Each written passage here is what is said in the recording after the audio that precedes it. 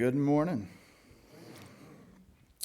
So last week Harold asked me if I wanted to take a turn giving a lesson, and I was like, sure. I always have something rattling around up here, and I could apply it to something, and nothing was really coming to me. I got to Wednesday, I'm like, man, I'm really running out of some time here, so the next morning I woke up, and back 12, 13 years ago, I used to take a turn in at the church we were at, and I would give a sermon once a month there. And I had a little leather book that I would always keep, and I would write down stuff in it. And when I would study with Nicole's grandpa, I would write down other stuff in it. And then I learned about technology that I could type faster than I wrote, so I started typing. But in that dream, I just opened that book that I have. I still have it, and I just wrote the words "the herd" in it, and then I closed it and put it away. And so when I woke up the next morning, I was like, what do I talk about with the herd? So I always apply stories of my life whenever it's my turn. So we'll talk about last spring. I got with JD, and I was like, hey, you know where we got the trailer at? They got a couple of cows they're wanting to get rid of. We could just bring them on down, and we can keep them out at my place because he was working on closing on his place, and then we'll just transport them over. And another guy I worked with named Cody was chipping in, and was going to pay. And I was like, I'll go down and I'll do the way out, and I'll haul them, and we'll do all that stuff. So we spent all afternoon because we went down to Sweetwater Junction to pick them up. And these cows came off of 5,000 acres, and never have seen a car or a truck, and but I'm like, okay, we'll be fine. And so I bring them on back to the house, and in all my glory, I go get Nicole, and I was like, hey, you want to go watch us turn them out and see what they do and see how they are next to this highway. So I turn them out, and they kind of go off, and they start grazing over in the corner. And she's like, you don't think they'll jump that cattle guard, do you? I was like, no, that's why it's called a cattle guard. They don't jump it. And I was like, but to be cautious, I will get on the four-wheeler and go down there and push them back. Well, apparently the sound of the four-wheeler sounds like a herd of wolves coming to these cows. And they jump right over that like a deer, and I look back in amazement, and I'm like, well, that's not good because there's cars everywhere, and I'm on the 4-lane highway. And so I wave them to come on. Nicole called JD to try to get some more help down there, and I get out on the road, and they're trotting down the middle of the road, and I'm thinking, this isn't going to be good. They get about halfway to Doug's house, and I finally kind of get them turned back, and these nice college kids stopped and was like, do you need help? And I was like, no, I do this all the time. But they blocked traffic for me, and they helped get them somewhat wrangled back up, and we get them pushed, and one of them goes ahead and jumps back over and gets into my little pasture area, and the other one decides to take a turn and charge through my neighbor's field. And he helped us get them pushed back over. We let the fence down, got them back over, kind of tied the fence back together for the night. It was getting dark, and we were sitting there. It was freezing. And I was sitting there, and we kind of laughed and was talking about, well, that was crazy. I wasn't anticipating on that. And we look up, and the cows are charging back towards the cattle guard again, and they jump it again. And there was a truck parked in front of the cattle guard, and we're like, it won't go around that truck. It went around that truck. They turn down this time, and they go down into my neighbor's feed lot. He kind of closed them in for us, and he said, we'll just leave them here for the night. And he said, it's supposed to snow tomorrow. If it snows, we'll be fine. He said, I'll just get them out, turned into a chute for you whenever I get a chance. So next day snowed pretty bad, and I went down there to see if they were ready. One of his cattle hands came and threatened to shoot me because he wanted to know why I was there. And I was like, no, those are my cows. And he's like, where'd they come from? I was like, my house? And he's like, where do you live? And so after that was cleared up, he's like, well, we're not turning them out today, so just go on back. We'll let you know when they're ready. A few days later, he called me and told me that they were down in the chute and I could come pick them up. So I was like, okay. So I got Cody and Terry Weber, and we went down there, and we were going to go and get these cows loaded back up and bring them back over. And couldn't get them separated in the chute because I was trying to get them separated in the trailer and put the divider in. And so logical Brian's brain turns off somewhere in there and decides to jump in the chute with the cow. And I got the black one loaded in just fine. And as I was pushing the gate back closed, I hear them start hollering, "Oh no, this doesn't look good." And I turned around and I see the cow was charging at me. So I just kind of sat in the corner and closed my eyes and said, "Lord, it looks like we're about to meet. So if you could make this go fast, I'll be okay." Because at least I knew I died with my boots on. So, and he answered that prayer. He made it go quick because that cow hit a mudslide and broke its leg and hit the ground. So we got it back up. And thankfully, Terry made some phone calls for us. We found a butcher that was willing to take them the next day, so it all kind of worked out. And at the time, it was very stressful week that week, and wondering what was going to happen. And so I was thinking, I was like, why did I take so much effort and stuff to drive out in the middle of this 4-lane highway where there's semis and cars coming, and I was thinking, why would I risk anything to go get them? But I took that role as the shepherd of this herd, and knowing that I needed them to maintain what we had set forth to venture off into. And so I was willing to risk that, and I got to thinking, it's the same idea as we are all a herd, and the Lord was willing to lay down his life to make us his to stay part of his herd. And then and you look at people who have large flocks of cows and sheep, they know the number on all those cows. They have it wrote down in a book, and one of them goes missing. It's very painstaking. You go risk your life and limb to go find these animals and bring them back because you are their shepherd. And when you don't have one that comes back, it's not only hurtful to the shepherd, but it's also hurtful to the herd. And in Psalms 23, 1-3, it says, "The Lord is my shepherd, I shall not want. He makes me lie down in green pastures. He leads me beside quiet waters. He restores my soul." And then John 10, 14-15 says, "I am the good shepherd.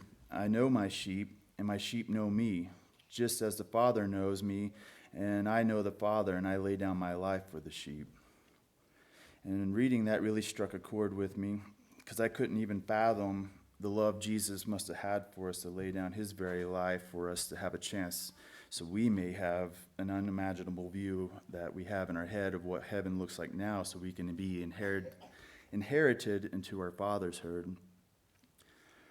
And I love having the small herd that I had while I was here, and I was more concerned at the time making sure that other people wasn't being hurt by hitting the cows, and that I was doing everything I can to protect them and get it back into safety, and also in the safety of the animals, just because that's what I did by adopting the herd and becoming their shepherd. And this church here has a special herd that I'll never be able to replace in my life. And they brought us in from the very beginning, and they made me a better Christian. They've let me stand up here to tell my stories at times, and have loved us, and I'll forever appreciate all of that in my life. And unfortunately, as we talked about earlier, this is my last Sunday, and I just happened to get the opportunity to stand up here one last time, so I'm able to leave with my head high and on to my next adventure. And Romans 12:5 says, "Let us consider how to stir up one another's love for good works, not neglecting to meet together in the habit of some, but encouraging one another, and all the more as you see the day drawing near." And I've definitely felt that love and good works here, and haven't given a sermon in many years before I got back here, and that I felt encouraged to be able to stand back up here and encouraged to go back to school to be a chaplain. And because of this congregation, I've had the courage to meet behind closed doors with my job, where it's very frowned upon to talk about your faith, but they knew where I stood as a Christian when I came in, and there was few that was wanting to come and talk just to talk about problems or beliefs or issues they were having in their life. And as I was leaving work, I never really realized how many times I had spoke to them, but there was several that came by and always thanked me for sitting with them and talking to them and encouraging them. And they encouraged me by just letting me be able to be that person for them. So you never know who or when you're deeply impacting and changing lives for the better. And this church has a good shepherd here with Harold.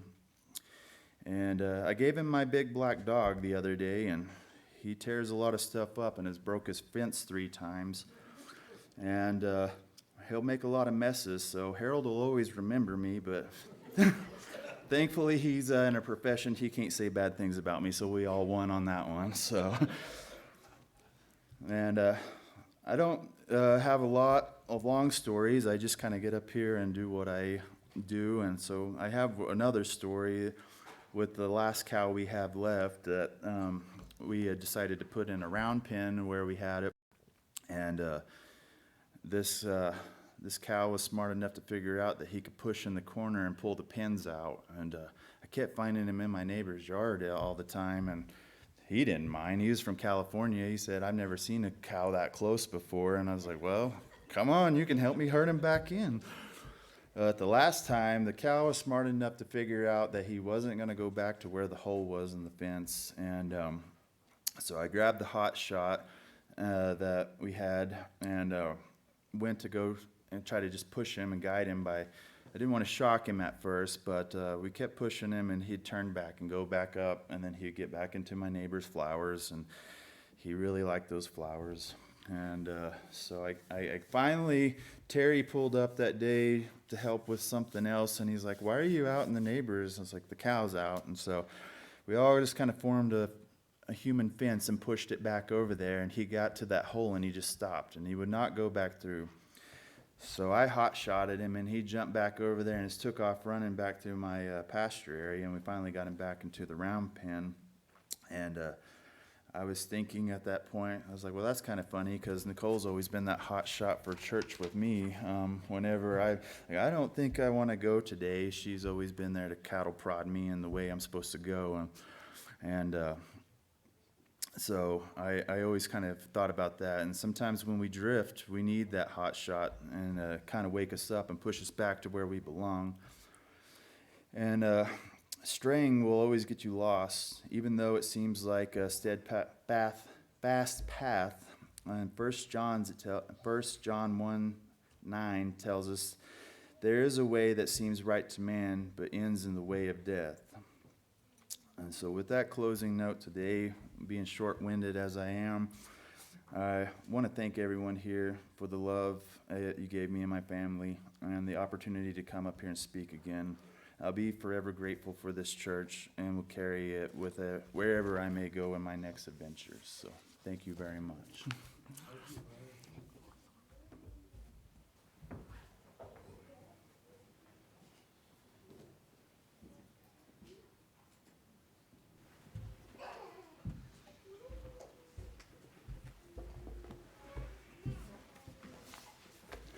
If you would please stand for a closing hymn.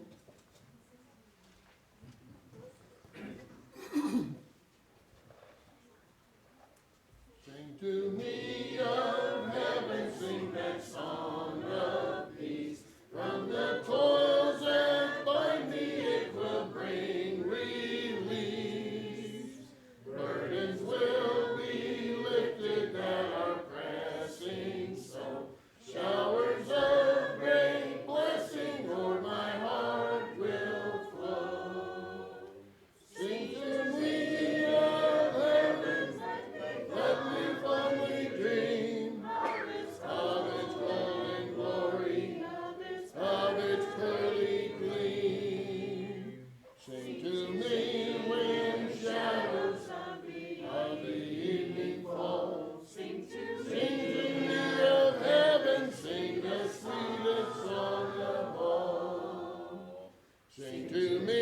of heaven as I walk alone, dreaming of the comrades that so long have gone. In a fairer region among the angels throng, they are happy as they sing that old sweet song. Sing to me of heaven, let me fondly dream of its golden glory, of its pearly gleam. Sing to me of heaven, when the evening falls. Sing to me of heaven, sing the sweetest song of all. Sing to me of heaven tenderly and low, till the shadows o'er me rise and swiftly go.